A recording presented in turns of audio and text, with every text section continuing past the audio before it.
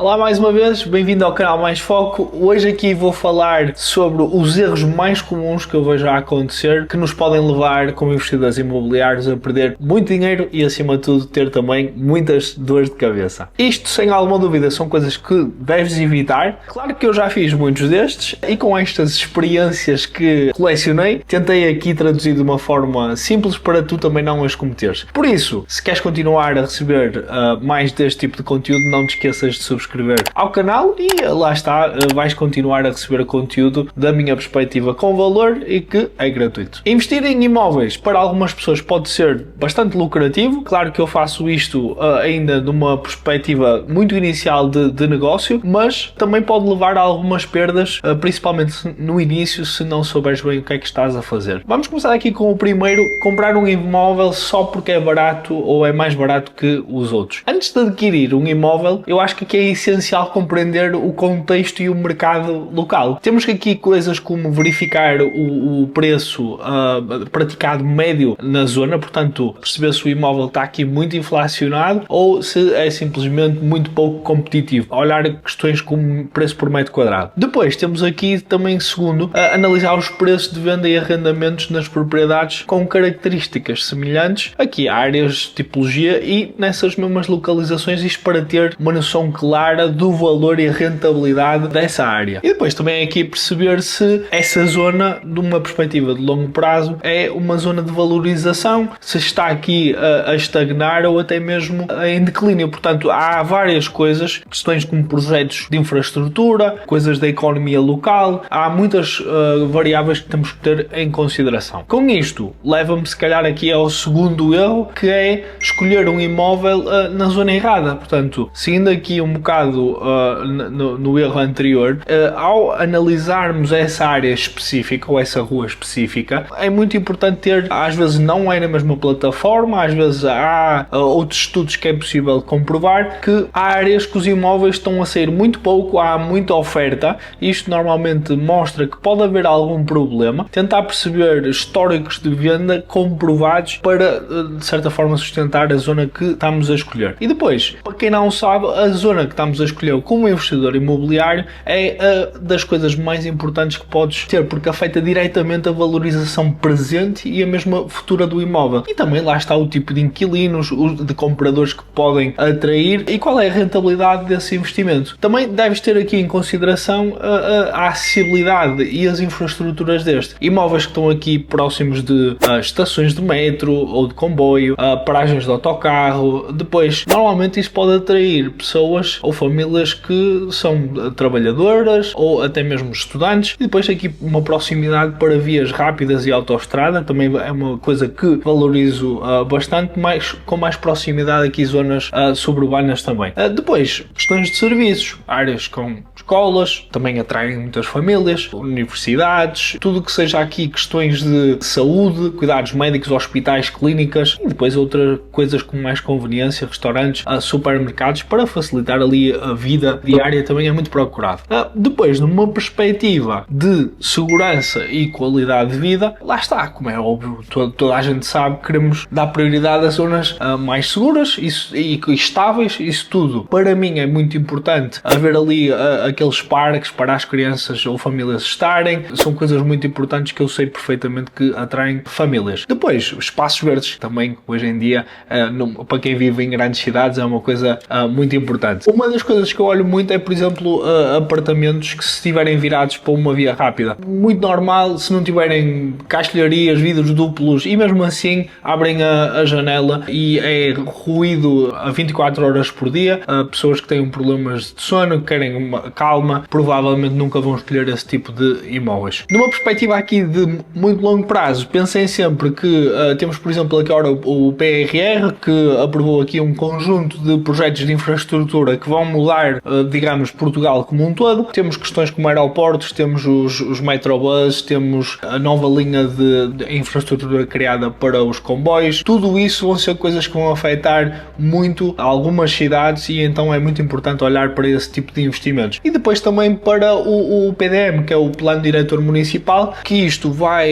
estão a ser lançados, por exemplo em Braga estão neste momento, acho, ainda para aprovar, está em consulta pública, mas isto faz o quê? Com que a área de construção e o tipo de solo está a ser alterada, as cidades estão a aumentar a área que podem construir, há também agora algum facilitismo no que toca à construção. Claro que isto ainda é muito cedo para avaliar qual é que vai ser o impacto, mas claramente as cidades vão poder expandir-se, por isso também pode ser uma ótima oportunidade para quem está a adquirir o primeiro imóvel. O terceiro ponto, e isto foi uma coisa que eu aprendi, não digo da pior forma, mas com alguns berbicachos, mas é muito importante fazer as diligências e é um erro muito comum que basicamente muitos investidores continuam, no meu ponto de vista, a fazer. É se nós só pensarmos no melhor cenário, mas temos também pensar aqui no pior. Esta análise tem que ser detalhada para garantir que aqui a decisão de compra é informada e isto reduz não só os custos financeiros, mas também os custos ou os problemas legais associados. Portanto, aqui é o foco na documentação. Claro que vocês já sabem que têm que ver as cadernetas prediais, CRP, licença de utilização, essas coisas todas, mas há outros tipos de documentos, como por exemplo aqui do condomínio.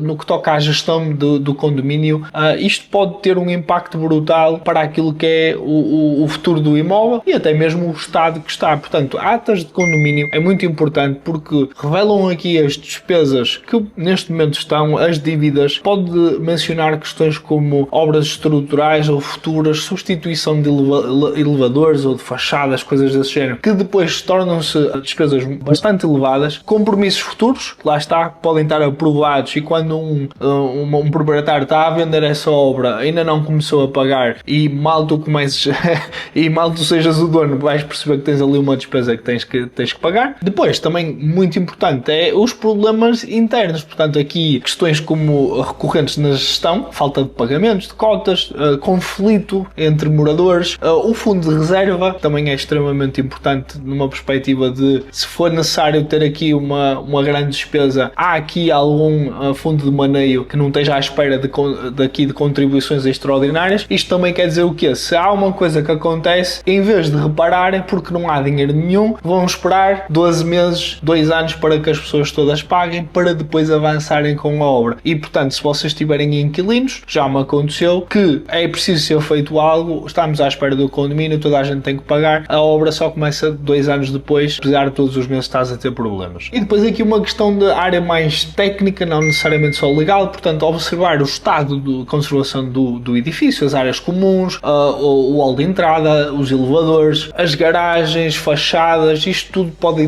dar aqui potencialmente identificar problemas de má gestão ou negligência. Depois há a questão de infiltrações em zonas comuns ou até mesmo no apartamento, isolamentos térmicos, acústicos, tudo isto vai poder ajudar-vos na decisão, mas que pode trazer bastantes complicações no futuro do vosso investimento. Depois aqui em quarto lugar, não considerar todos os encargos ao comprar um imóvel. Os custos associados a um imóvel vão muito para além daquilo que é o preço de compra. Nós temos aqui impostos, taxas e taxinhas, tanto o IMI, o IMT, as taxas com o banco, temos aqui também despesas de condomínio que às vezes pode ir a 40, 50 euros do valor mensal, isto num ano são 500, 600 euros, pode ser muito dinheiro. Portanto, o que eu gosto de fazer é, tenho o valor de compra, adiciono sempre a 5 a 6% no mínimo de potenciais taxas ou taxinhas e ao mesmo tempo isto é certo. Sempre que vocês compram um imóvel é normal haver problemas pequenos que sejam necessários arranjar, principalmente se quiserem arrendar, portanto considerem em cima disso mais a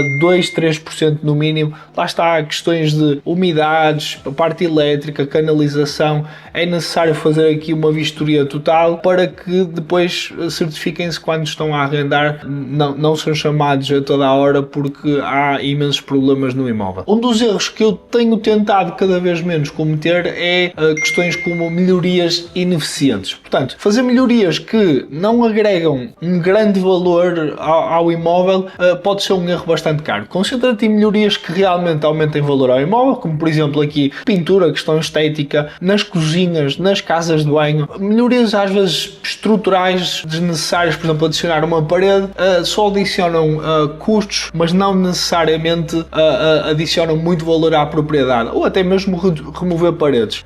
Lá está, às vezes por uma questão estética, associamos sempre que é a nossa preferência, mas por vezes, lá está, não vai adicionar tanto valor na escolha das pessoas que, por exemplo, vão arrendar ou comprar. E isto aqui tem outras coisas, como por exemplo mudar o chão, colocar maçanetas novas nas portas ou portas novas, envernizar o chão. Portanto, este tipo de coisas adicionam, e isto é muito simples.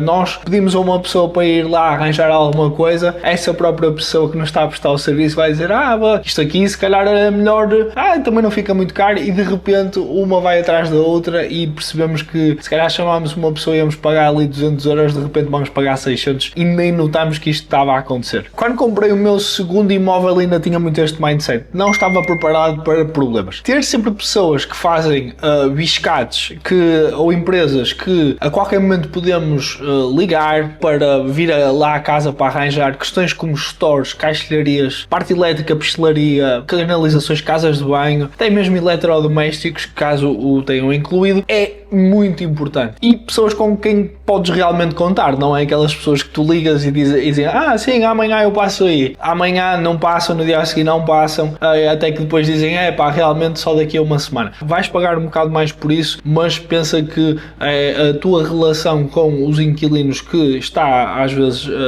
em questão, e então pensa o que é que seria se fosse do teu lado e como é que gostarias que tratassem a ti. Isto leva-me ao ponto número 7, que é investir emocionalmente. E isto é uma coisa muito difícil de fazer, mas não se deixem levar pelas emoções. É fácil uma pessoa apaixonar-se por um imóvel e começar a gastar muito mais do que é realmente necessário. Mantenha uma abordagem racional no investimento, focada nos números. Lembra-te que é um investimento, não é a tua casa dos sonhos, e isto é tudo um serviço, é uma transação que tu estás a prestar a outros, e tens que ter a certeza que as tuas preferências não estão a ser colocadas à frente das pessoas que vão arrendar ou as pessoas que te vão comprar o imóvel. Outro aspecto é que o facto de, por exemplo, não ter elevador ou ser em pisos baixos, ou até mesmo não haver estacionamento, tudo isso afeta o retorno, mas não deve ser visto às vezes como uma forma de impedir um negócio. Não é que eu prefira esse tipo de imóveis, mas nós sabemos perfeitamente que às vezes na nossa cabeça, vamos dizer que estamos aqui num terceiro piso e não tem elevador, vai haver muitas pessoas imediatamente que vão pensar: eu nunca na vida vou comprar um imóvel. Atenção, preferencialmente eu não faço isso, mas com os números certos, com o investimento certo, se fizer sentido, por que não? Eu tenho a certeza que depois de ver estes vídeos não vais cometer tantos erros, não vai haver aqui desastres financeiros. A diferença muitas vezes entre um investimento que é bastante rentável e um desastre financeiro pode estar num destes erros. Por isso, se achas este vídeo útil, deixa o teu gosto e até ao próximo.